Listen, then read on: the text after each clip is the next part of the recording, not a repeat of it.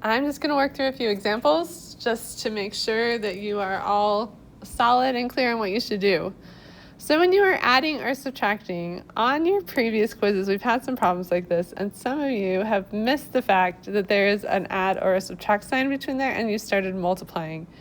You only need to do FOIL or all that intense distribution if you are multiplying. If you are subtracting, if you're adding, you honestly don't even need the parentheses at all, and you can just start combining like terms. But if you're subtracting, imagine that there is a -1 right there, which means that you have to, before you do anything else, distribute that -1 to all of the terms inside the parentheses. So you're going to have 5y to the 4th plus 3y cubed minus 6y squared plus 14. And then I'm going to have plus y to the 4th minus y squared plus 7y plus 1. So now I get the fun of just combining my like terms. Oh, I don't have a like term with that one. That one. And then there's no extra y term. So then the constant. So everything else we'll just write. So we get 5y to the 4th plus y to the 4th is 6y to the 4th. I had no other y to the 3rd, so that stays the same. -6y squared minus y squared is -7y squared. Don't forget, that one didn't have anything to combine with, but I still have to write it. And then I do 14 plus 1, which is 15. So this would be my answer written in standard form. Notice that I go from highest degree to lowest degree. Sometimes, I noticed, I almost forgot my y to the 3rd and my y because I wasn't combining it, but you got to remember to add that. Okay, so another type of problem you might have is something like this. This is just basic distributive property, right? But it's a little bit complicated because I have two variables.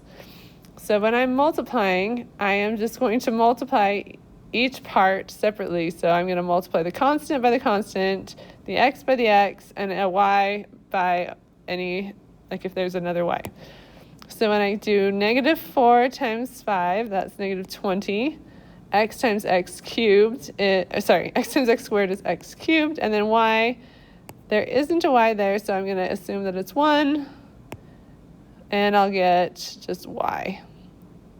All right, so my next term, -4xy times 9xy. So -4 times -9 is 36.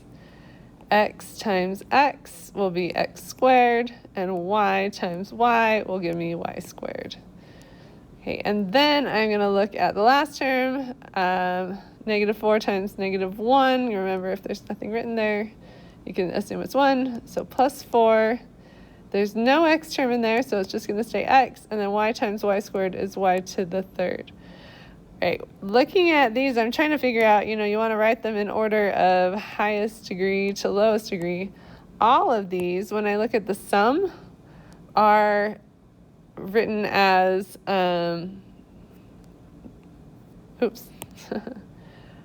the degree of a term with mixed variables is going to be the sum of the exponents of all the variables.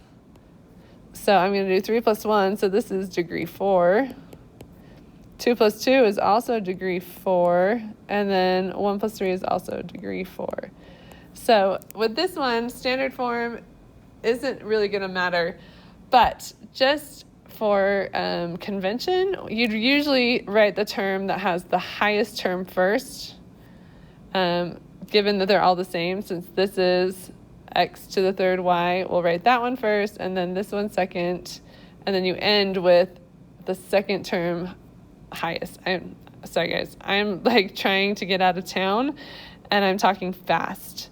So I hope I'm making sense to you, but see how this one is highest, and this is its lowest. You want to end with the one where this is lowest and this is highest. So you're kind of going in, can you see, just reverse order? But again, standard form, you've got all 4 degree terms, so in the end, it wouldn't really matter. But let's see, next example. Okay, what if I have something like this where I've got 3 different binomials multiplying together? I'm going to take them one set at a time. So I'm going to start and I'm going to do this one first. Remember, we FOIL. So I'm going to get, let's see, z times 1 is z. Z times negative z gives me negative z squared. Negative 9 times 1 is negative 9, and then negative 9 times negative z gives me positive 9z. I'm going to rewrite this into standard form and combine any like terms, which would be those two. So I'm going to rewrite this as negative z squared. Let's see, z plus 9z is 10z, and then minus 9. Okay, and that's all being multiplied by z plus 5.